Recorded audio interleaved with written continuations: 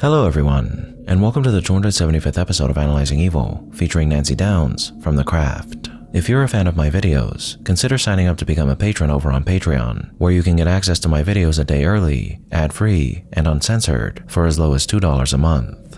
Well, The Craft has turned 30 years old this year as of May, and since Nancy has been requested to be covered in this series for years now, I felt this would be the right time to do it. So in this video, we're going to go through everything that we're given about Nancy and the dark path she follows in this story, examining all the things that transform her into a person not much unlike those that she despised when the tale first begins. Now, The Craft has cemented itself as a classic, and I know all of you enjoy watching as many established or upcoming films that are classics as well. And if you want to make sure you have access to the best of the best the film world has to offer, consider checking out Mubi. I can't say enough good things about Mubi. It's a streaming service that's been tailor-made to provide you with the greatest pieces of cinema that the world has to offer, one that's been specially curated by an elite team of curators that has made Mubi into a land of cinematic wonder that has no parallel, a place where you can find every type of film imaginable, from both iconic directors to emerging auteurs. It's on Mubi that you can watch amazing films like Saipan, an incredible and moving retelling of the famous Saipan incident, Endless Cookie, a charming adult animated film that chronicles the struggles and experiences of two half-brothers, and Omen, the story of a young boy who's branded an evil sorcerer who is exiled from his homeland and returns years later to reunite with his family. But if you're a fan of this channel, Mubi has something even more to offer, as Mubi will often feature films that I'm soon to cover or have already covered as they continually update their programming of films and series, which makes it all the more easy to ensure you're able to watch each piece of media that I feature on my channel. So if you want access to all the greats the film world has to offer, head over to Mubi.com/TheViolite to try Mubi for free for 30 days. You heard that right. An entire month's worth of free films is instantly available to you over on Mubi.com/TheViolite or by clicking the link in the description. And just like Mubi has become my go-to platform for all things cinema, I have a feeling that once you check it out, it just might become yours as well. Thank you, Mubi, for sponsoring this video. Now without further ado, let's begin. High school, despite often being touted as a place where you're going to spend the best years of your life, is often not that at all. For a few people it is. For most it's a mixed bag. And for others, it was a living hell that they'd like to forget. And for Sarah, Bonnie, Rochelle, and Nancy, that's exactly what St. Benedict's Academy was. For Sarah, being the new girl afforded her the privilege of suffering the typical initiation rituals any new student is forced to endure upon moving to a new school. But with her choice of friends and refusal to put out for Chris and the subsequent rumors he spread about her placing her right at the center of everyone's attention, Sarah's early days at St. Benedict's ensured that the rest of the day she'd spend there would be experienced in misery. Bonnie, whose back was covered in burn scars, was self-conscious about her appearance and riddled with anxiety as a result, covering up her body likely due to the extensive bullying she'd been forced to endure over the course of her childhood, living in a constant state of unease as she attempted to navigate her school life without being accosted by her peers for her appearance. Rochelle's story is a tale as old as time, that of a girl who belongs to a minority being bullied by the majority for her race, leaving her in a similar state of unease as Bonnie, albeit for much different reasons. But Nancy, out of all four girls, may have had it the worst. For Nancy wasn't just an outcast at her school, but a girl who had to live an impoverished and abusive life at home as well. Nancy, who plays the part of the rebellious goth girl, is ostracized for the differences between her and the rest of her peers, and because she's presumed to be promiscuous, likely as a result of Chris spreading rumors about her, who she slept with in the past. But at home, we see that Nancy lives in a run-down trailer with a leaky roof that's owned by her mother and her disgusting, negligent, and abusive husband, a man who can't even bother to pay his bills, but makes plenty of time to abuse his wife and make passes at his stepdaughter. So not only is Nancy the subject of all the bullying you'd expect a girl like her to receive in this era, but like so many girls in her position, she's denied even a safe haven from which she can escape the people who both torment her and don't understand her. It's reasonable to assume then that the fledgling coven of Nancy, Bonnie, and Rochelle was created through these girls' shared kinship as outsiders and Nancy's introduction of witchcraft into their circle, as I think it's also reasonable to assume that Nancy was the one who introduced them to witchcraft. Why? Because as both a rebel and an outcast, Nancy is a person who's looking to find comfort in things that both don't remind her of the awful people around her and that allow her to express herself in a way that runs contrary to what she's expected to be and doesn't want to be. So when she happened upon Lirio's shop one day, she found a place filled with wonder that told her of powers that could grant her deepest desires, give her the ability to get back at the people who had so harmed her, and provide her with comfort and security that the trappings of a society that facilitated her torment that she didn't quite fit into couldn't. Thus, Nancy introduced to her friends something that they could both bond over and use to alleviate the pain inflicted upon them by the world around them. A would-be harmless interest that in this case turned out to be much more harmful than they could have imagined. During the opening of the film, we witness Nancy, Bonnie, and Rochelle conducting some sort of ritual. But once we're introduced to our protagonist Sarah, we learn shortly after that whatever magic these three have attempted to manifest has been unsuccessful. Now, despite how likely it is that Nancy was the one who introduced her friends to the craft, in the early stages of the film, she's the most skeptical of the three, which surprised me at first. However, as desperate as Nancy is for this black magic to be the means with which all their problems are solved, she is a girl who has experienced the sad realities of the real world. A world where a girl is punished for trying to be something different, and who has to deal with the fact that the people who are supposed to care for her fail at that every second of every day. So of course she's skeptical of magic, of the otherworldly power that promises to take away her pain, as until Sarah arrived, the craft was nothing but hope for Nancy, even if she felt that inviting the spirit of Manon into her would make everything all better again. But she wants to believe. She doesn't want her suspicions about magic to be true, she wants it to be real. So when Sarah counters her statement about Manon making everything better by saying nothing makes everything all better again, Nancy replies by saying maybe not for you, confirming for us that as much as Nancy might be skeptical of the craft, that she also finds it to be the key to solving all of her problems. Now, the magic that these girls manifest in this story as a result of their invoking of the nature spirit they call Manon is interesting, as it's not the typical demonic magic that most stories like these portray witchcraft to be. As a force that seems to be derived from the very fabric of the universe, the magic these girls are playing with here is powerful, potent, and importantly, not something that's easily controlled by any mortal being. However, this is a lesson that has to be learned by those wishing to engage in magical practices, and learn these girls did.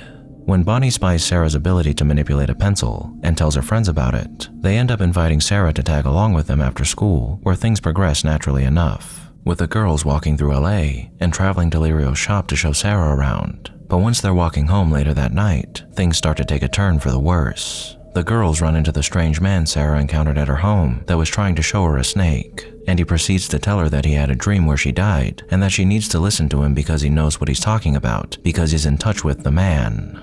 Understandably scared, the girls make their getaway, but as they're doing so, the man ends up getting killed by a passing car, a vision for his fate that each of these girls had in their minds as they were making their getaway. Now once they regroup, they're giddy, excited that the thoughts they all shared actually managed to do something, despite Nancy initially dismissing it as coincidence. But their excitement is misplaced. Yes, to be harassed by a homeless man, especially one that showed up at one of these girls' houses, is a terrifying thing to experience, and he could have very well wished them some sort of harm. However, he seemed to have either been a disturbed individual or one who was himself in tune with the magic of Manon, and rather than being a threat to these girls, or Sarah specifically, it seems like he was trying to warn her, not harm her.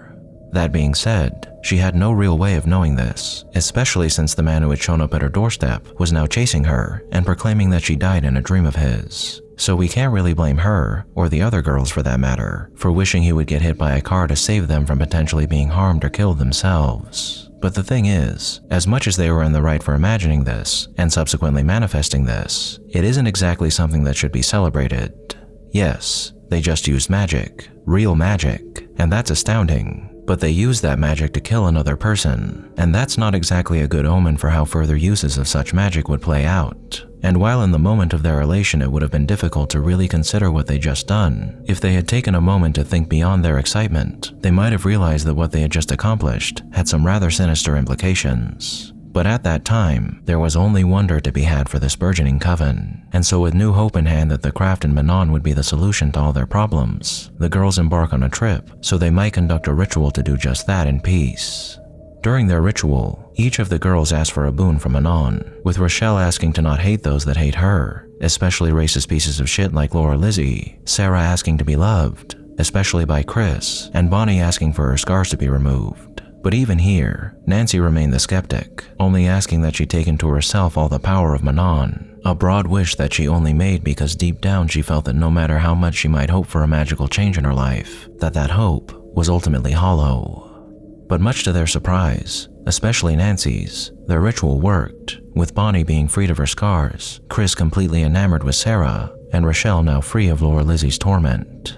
Desperate for her dreams to be realized as well, Nancy conducts a ritual of her own back at her home, and though nothing appears to happen initially, when her stepfather begins to beat her mother, a surge of power explodes from her despair and anger that sees him having a heart attack, and Nancy and her mother subsequently inheriting a whopping $175,000 from his pension fund.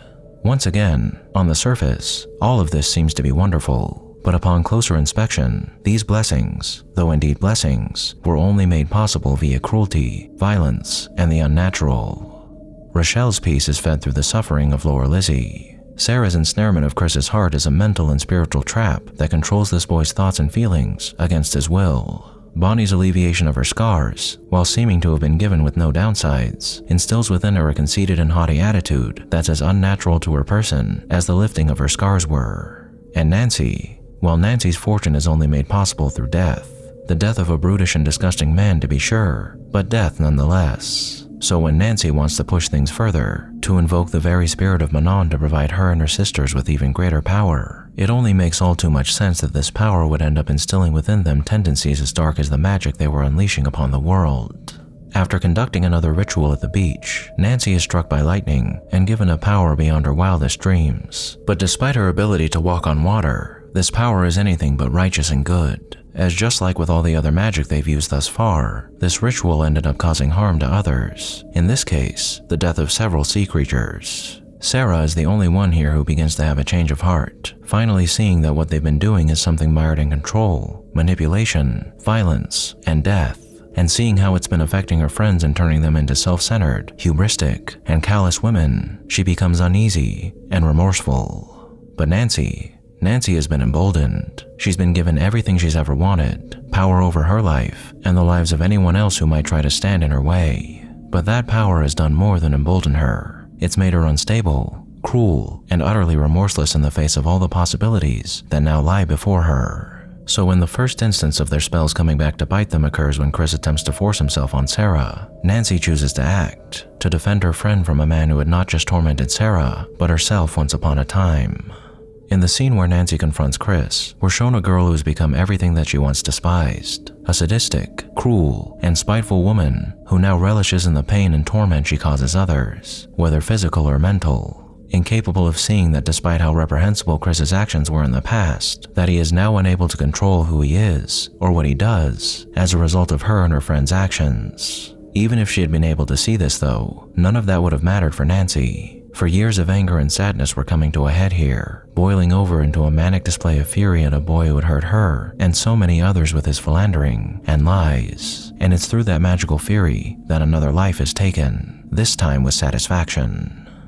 Things don't get much better from here, as with Nancy as ringleader and Bonnie and Rochelle both drunk off their powers as well, they begin harassing Sarah in increasingly heinous ways after she chooses to distance herself from them, fearing the implications of all they've done and what they've become. The culmination of the film thus results in Sarah experiencing horrific hallucinations, first of various insects and vermin infesting her home, then of her parents being missing and dying in a plane crash. All this torment was designed by Nancy to instill utter fear in Sarah for betraying her and her coven before she ended her life, coming full circle with the death that brought her confirmation of her power, now being used to harm what should have been one of her closest friends. But as I mentioned earlier, Nancy, infused with power, has become everything that she once hated. She's a bully, a spiteful, hate-filled creature who is unleashing heaps of torture onto a girl who only wanted to be loved and do the right thing, putting her down by calling her pathetic and wishing that she had taken her own life when she had the chance. This is what the power of Manon did to Nancy, but as Lirio said to Sarah earlier on in the film, it wasn't really Manon who did this to Nancy, but Nancy herself, because she took this magic to a dark place, a place where fear, anger, and sadness lay, that was then reflected back onto others, just as it had been instilled within her by those who tormented her. Bonnie and Rochelle eventually come to their senses here and abandon Nancy, but Nancy remains filled with darkness, and even when she's rendered near powerless in the face of Sarah's light, the darkness within her proves to have taken such a hold that she still attempts to murder a girl that was once her friend, but to no avail. Her reward? Madness. A mind and spirit totally destroyed by the forces she tried to command for her own personal gain. The enduring lesson of the craft is that what goes around comes around. Sow evil, and evil you shall reap.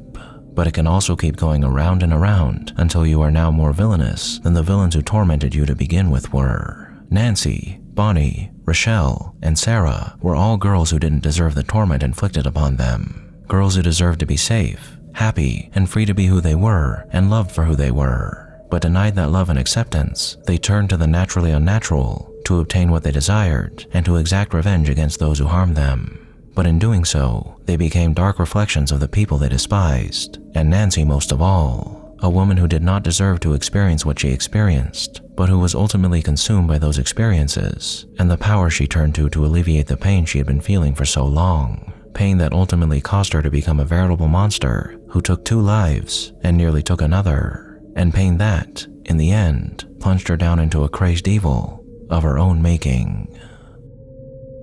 Thank you all for tuning in to this episode of Analyzing Evil, and I hope you've enjoyed. What are your thoughts on Nancy? Did I miss anything? Let me know down below and leave a suggestion for a villain you'd like to see featured while you're at it. If you liked this video, hit that thumbs up button, and make sure to subscribe if you haven't already. A big thank you to all of my subscribers, my patrons, anyone who's decided to honor me with a super thank, and especially our Dark Lord patrons, Elijah Kiva, Mr. Awesome, Louis Doxtator, Just Keeping It Real, Lachlan, Atris Rain, Celsopa, Him Downstairs, Off Mega, Beep Boop, Lorenzo Antonino, and Eli Livingston. And a most vile thank you to those whose names you're seeing on screen now.